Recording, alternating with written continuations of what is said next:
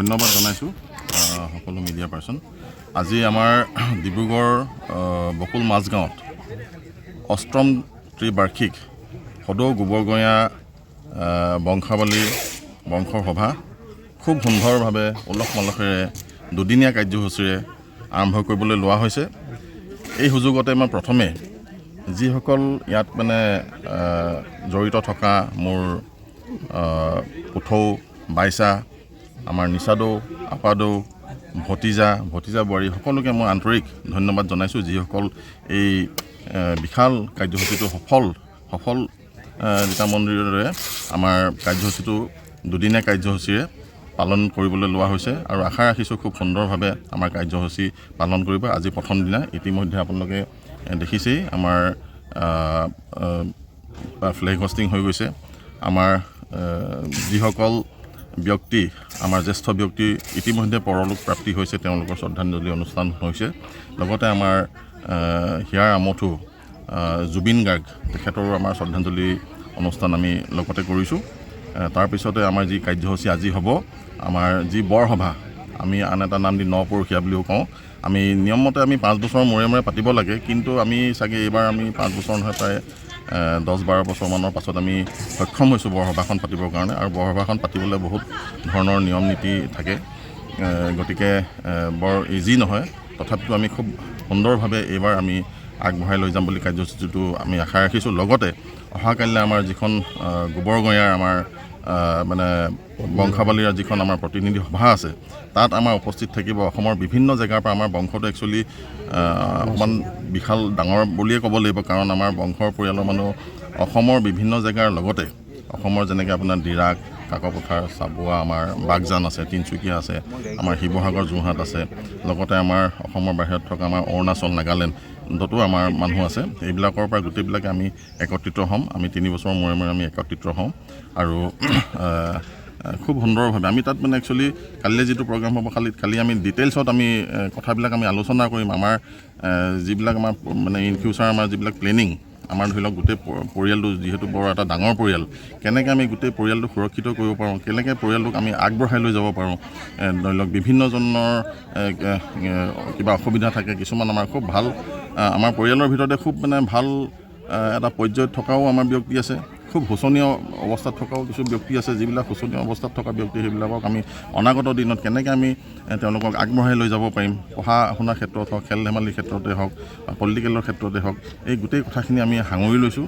আমাৰ লক্ষ্য এইটোৱে, যাতে আমাৰ গোবৰগঞাৰ যিটো আমাৰ পৰিয়ালৰ লোকসকল আছে, তেওঁলোকক আমি গোটেই অসমৰ পৰা, গোটেই নৰ্থ ইষ্টৰ পৰা আমি একত্ৰিত কৰি গোটেই পৰিয়ালটোক আমি কেনে সুন্দৰভাৱে আজি যুগৰ লগত খাপ খুৱাই আমি আগবঢ়াই লৈ যাব পাৰোঁ, সেয়াই আমাৰ গোটেই পৰিকল্পনা আচলতে।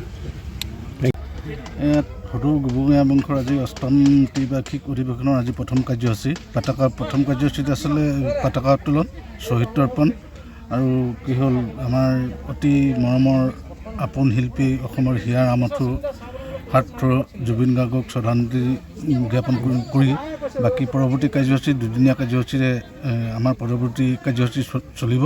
আজিৰ দিনত 3টা বজাৰ পৰা বৰসভাখন আছে, ৰাতি 12টামান বজাৰ পৰা প্ৰায় ভিতৰুৱা আমাৰ এখন বংশৰ খুব গুৰুত্বপূৰ্ণ পূৰ্বপুৰুষে কৰি অহা এখন যজ্ঞই বুলি ক'ব লাগিব, তো বৰসভা আছে। তো সফলতা কামনা কৰিছোঁ। লগতে এই যে লাহোৱালৰ ঐতিহাসিক এই স্থানৰ পৰাই সদৌ গোবৰগঞা বংশৰ উজ্জ্বল ভৱিষ্যত আশা কৰিছোঁ। অনাগত দিনত বংশটোৰ সৰ্বতো দিশত কল্যাণ হওক, সৰ্বতো দিশত উত্তৰণ হওক, তাকে কামনা কৰিছোঁ। লগতে অসমৰ এই যে ঐতিহাসিক এটা বংশ, হয়তো আমি গোটেইখিনি তথ্য উলিয়াব পৰা নাই, কিন্তু আমি জানো আৰু মুকলিকৈ ক'ব পৰা নাই, কিন্তু আমাৰ এই গোবৰগঞা যিটো বংশ আছে, এইটো কিন্তু খুব ঐতিহাসিক এটা বংশ। এইটো মৰাণ মটক সংমিশ্ৰিত, হয়তো পৰিস্থিতিগতভাৱে দুটা মৰাণ আৰু মটক সংমিশ্ৰণ হৈ আছে। তো ইয়াত কি হ'ল, কিছু ক্ষেত্ৰত সাংস্কৃতিক ধৰিলেও কিছু সাংস্কৃতিক দিশটো বা আচাৰ ব্যৱহাৰৰ ক্ষেত্ৰত কিছু পাৰ্থক্য থাকিলেও আমি কিন্তু একত্ৰিত হৈয়ে আছোঁ আৰু একত্ৰিত হৈয়ে থাকিম। ইয়াত কি হ'ল, বাকী পৰ্যায়খিনি আমাৰ সহকাৰী সম্পাদক আছে, আমাৰ অনুপ ৰাজকোঁৱৰ, তেখেতে বাকী বক্তব্যখিনি দাঙি ধৰিব।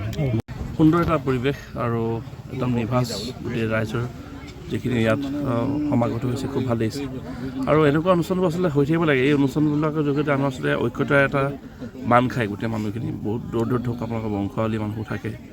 আমিও প্ৰত্যেকটো অসমৰ ব্যক্তিয়ে চব নিজৰ নিজৰ বংশ আছে। এনেকুৱা অনুষ্ঠান বাচিছিলোঁ আজি কি নোহোৱা হ'ল। মই আশা কৰিম আৰু আপোনালোকৰ মাধ্যমেৰে মই অনুৰোধ জনাব খুজিম যে আমাৰ এনেকুৱা অনুষ্ঠানবোৰ হৈ থকাটো খুব জৰুৰী আছে। গতিকে সকলোৱে এইবিলাক আগ্ৰহেৰে এইবিলাক পাতিব লাগে আৰু আপোনালোকৰ এই গোবৰগঞা বংশৰ যি অষ্টম ত্ৰিবাৰ্ষিক অধিৱেশন আহি খুব সুখী হৈছোঁ, খুব ভাল লাগিছে আৰু এই প্ৰচেষ্টাটো ইমান সুন্দৰকৈ আপোনাক আয়োজন কৰিছে তাৰ বাবে উদ্যোক্তাসকলক সকলো ধন্যবাদ জনাইছোঁ আৰু আশা কৰিছোঁ এনেকুৱা ধৰণৰ অনুষ্ঠান অসমৰ আৰু ভিন্ন প্ৰান্তত হওক। তাকে ঠিক আছে, থেংক ইউ। জগত পোহৰ কৰি আহিব প্লাৱন, আঁতৰাব অমানিশা বধিব ৰাৱণ, নিকাহুব সমাজ শেষ হ'ব এই পাপ, নিকাহুব সমাজ শেষ হ'ব এই পাপ, ফুলি ৰব প্ৰাণ শতদল, জগত পোহৰ আকৌ নতুন ইতিহাস।